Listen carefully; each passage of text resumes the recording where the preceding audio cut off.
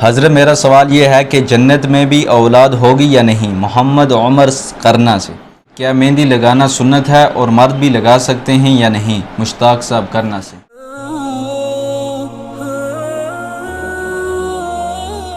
اس میں یاد رہے کہ عمر صاحب جنت میں اولاد کو آپ کو کیا کرنا ہے؟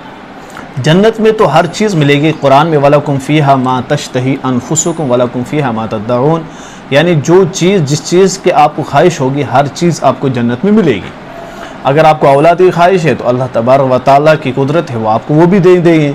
لیکن مجھے نہیں لگتا کہ وہاں کوئی تمنا کرے گا کوئی عورت کیا مجھے اولاد ہو۔ ہاں اگر کسی عورت کو شوق ہو کہ اولاد پیدا ہو تو اللہ اس کا یہ شوق بھی وہاں پورا کریں گے، اور وہ کیسے کریں گے وہ اللہ تبارک و تعالیٰ ہی جانتے ہیں۔